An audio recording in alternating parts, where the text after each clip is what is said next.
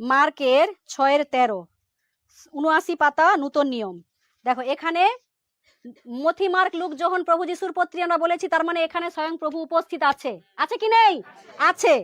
আর তাহারা অনেক ভূত ছাড়াইলেন ও অনেক পীড়িত লোককে তৈল মাখাইয়া তাহাদিগকে সুস্থ করিলেন। কি দ্বারা?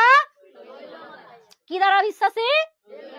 তৈল দ্বারা। তোমরা কি ঝিমি পড়তেছ নাকি? আর তাহারা অনেক ভূত ছাড়াইলেন। কত ভূত? অনেক। নাম দেওয়া নেই, তার মানে 5,000ও ভূত হতে পারে, 10,000ও ভূত হতে পারে। তাহলে আমার শরীরে হয়তো একটা শুধু পায়ের যন্ত্রণা, যেতে পারে কি পারে না? শুধু মাথার যন্ত্রণা, যেতে পারে কি পারে না? শুধু হাঁটুর সমস্যা, বুঝতে পারিনি দিদি, একটু বুঝলেই কষ্ট হয়, এটা যেতে পারে কি পারে না? বলছে আর তাহারা অনেক ভূত ছাড়াইলেন ও অনেক পীড়িত লোককে তৈল মাখাইয়া তাহাদিগকে সুস্থ করিলেন। সুস্থ হলো কি দ্বারা হলো? তৈল মাখিয়ে। তার মানে প্রভু থাকাকালীন তার শিষ্যরা কি করেছিল? তেলে প্রার্থনায়, যে আগের পেয়েছি, প্রাচীন বর্গকে আহ্বান করো, তাহারা তৈলাভিষিক্ত করিয়া তোমার নামে প্রার্থনা দিবে আর তুমি সুস্থ হবে। হবে কি হবে না? হবে।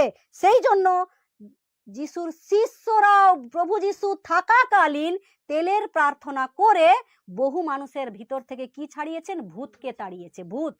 তার মানে তেল প্রার্থনা করে যদি কেউ মাখে, তার মধ্যে যদি কোনো ভূত থাকে, কোনো অসুচি আত্মা, কোনো তান্ত্রিক, গুণিন, জাদুটোনা যাই থাকুক, যিশুর ওপরে কেউ উঠতে পারবেনি। কেউ উঠতে পারবে?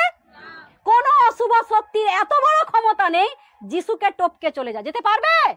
যে যিশু দেয়াল ভেদ করে চলে যেতে পারে, তার কাছে গুণহীন তান্ত্রিক ঠাই পাবে? পাবে কিছু? কিছুই পাবেনি। তাই আমরা কোনো জাদুটোনা, কোনো গুণিন, তান্ত্রিক, তাবিজ, লাল বাবা, পিলা বাবা, এগুলো যেন না বিশ্বাস করি। বোঝা গেল বিষয়? এই সব যেন ছুঁড়ে ফেলি একদমে। ছুঁড়ে প্রভুকে প্রার্থনা করো, প্রভু তোমার জীবনে নতুন মহিমা করবে। করবে কি করবে না? করবে।